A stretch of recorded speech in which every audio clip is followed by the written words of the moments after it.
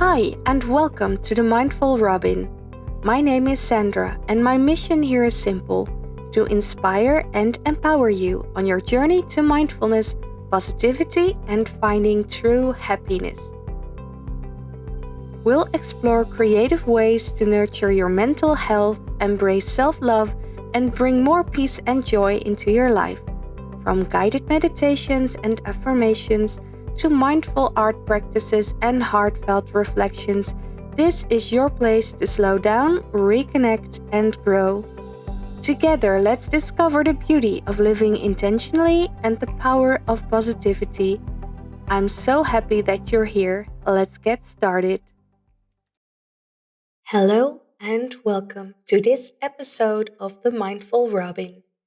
In this episode, we are going to talk about self-love. It all starts with self-love.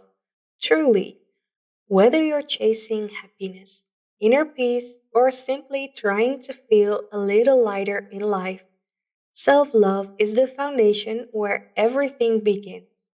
And yet, it's the one thing so many of us struggle to give ourselves.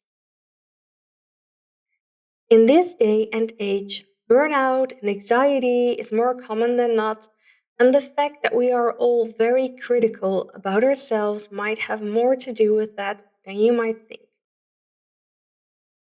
We are going to dive a bit deeper into why self love is so important, how it affects everything from your stress levels to your inner dialogue, and how learning to truly care for yourself can transform your mindset, your habits, and even your life.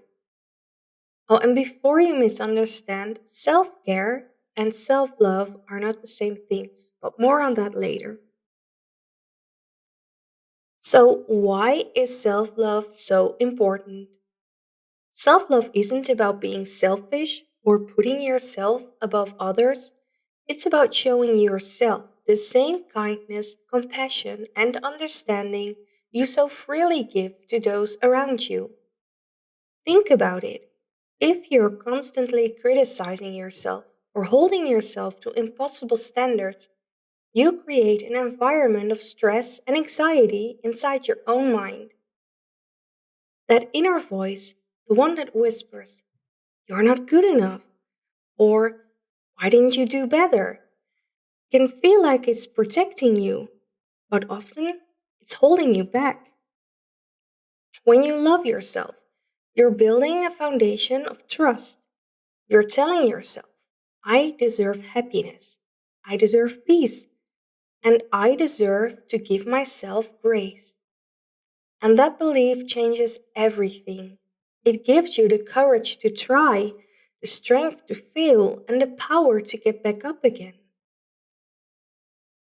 Now, I want to talk a bit more about the difference between self care and self love. Self care is taking action for your well being. It's about the actions you take to nurture your mental, emotional, and physical health. It's practical, intentional, and often more external. You focus on meeting your immediate needs and maintaining balance, like taking a long bath or going for a walk, eating nutritious meals and staying hydrated, setting boundaries with work or social commitments, and prioritizing rest and sleep. The purpose of self care is about recharging and preventing burnout. It's how you show yourself that your well being matters. Now, self love is about your relationship with yourself. Self love is about the mindset and emotional connection you have with yourself. It's deeper, ongoing, and internal. The focus is on embracing who you are unconditionally and treating yourself with kindness and compassion. Like speaking kindly to yourself, even when you make mistakes, accepting your flaws and imperfections, valuing yourself enough to let go of toxic relationships or patterns, believing you are worthy of love, success, and happiness. The purpose of self love is about building a strong foundation of self worth, which guides your thoughts, decisions, and how you care for yourself. So, how they work together, like self care, is a practical expression of self love.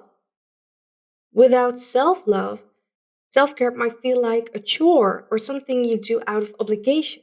You might go through the motions but not feel emotionally fulfilled. And with self love, self care becomes an act of kindness towards yourself, rooted in the belief that you deserve to feel good and thrive. So, in short, self care is what you do for yourself, and self love is how you feel about yourself. Now, one thing that I want to talk about is the power of words, the words that you say to yourself. It's so important to pay attention because they matter more than you think. What you say or hear often enough, you start to believe. And what you believe, you start to act on.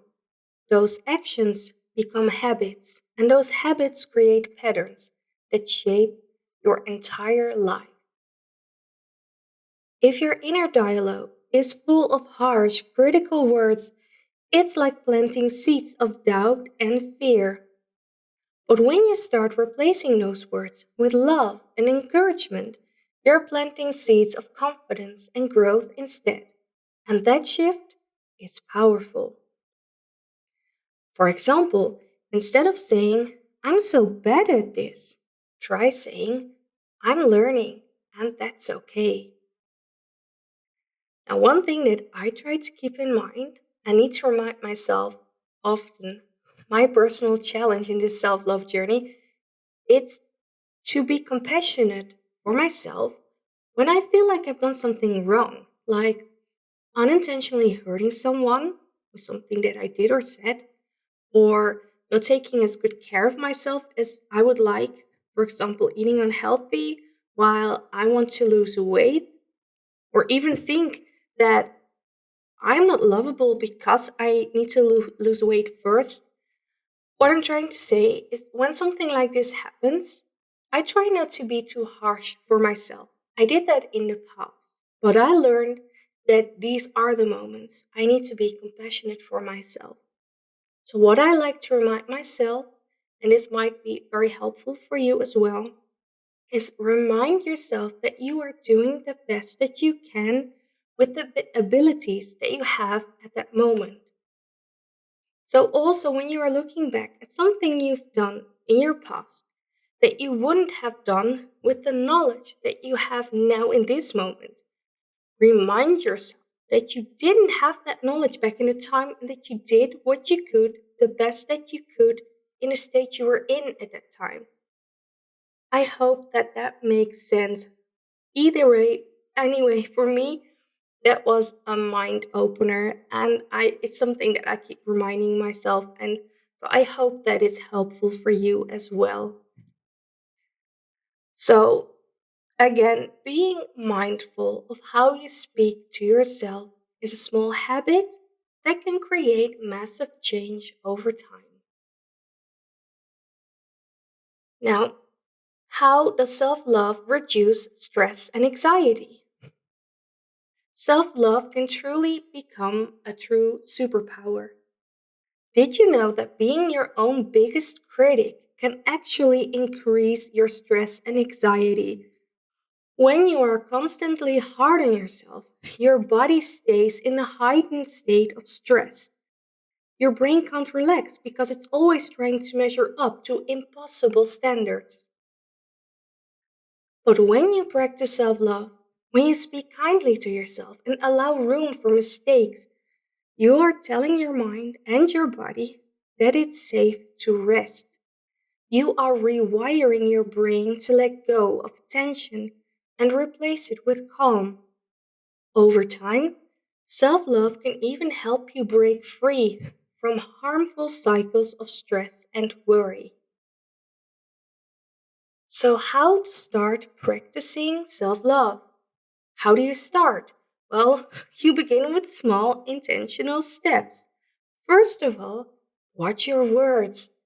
Catch yourself when negative thoughts come up or when you're speaking very critical to yourself. Replace the words with kind words. Even if it feels awkward at first, keep on trying. Another thing you can do is set boundaries. Saying no when something drains you is an act of self love. Protect your energy and don't feel guilty for prioritizing yourself. And even when it may sound selfish, if you prioritize yourself, don't forget that you are more valuable for others when it goes well with you. Think about the example of being on an airplane, how a parent needs to put on his or her mask first before helping their child, because if they help their child first, they may not be able to help themselves or may even fail at helping their child. You really need to prioritize yourself, and that's not selfish, that's really valuable for the people around you in the end. All right. Another thing to practice self love is to celebrate small wins. Did you try something new? Give yourself credit. Did you rest when you needed to? That's a win too. It's the little things that add up. Be patient with yourself. That's another thing that you can do to practice self love. And self love is a practice, it's not a destination. So you won't get it right all the time, and that's okay. That's another sentence that I really started to love. It's okay. Even if it's not okay, it's okay. Anyway, self-love is the key to so many doors: less stress, less anxiety, more joy, and a greater sense of peace. It's not something you need to earn or prove. It's something you deserve simply because you are you. I hope that has inspired you to take even one small step toward loving yourself a little more today. Please let me know in the comments what's one way you are going to practice self love this week.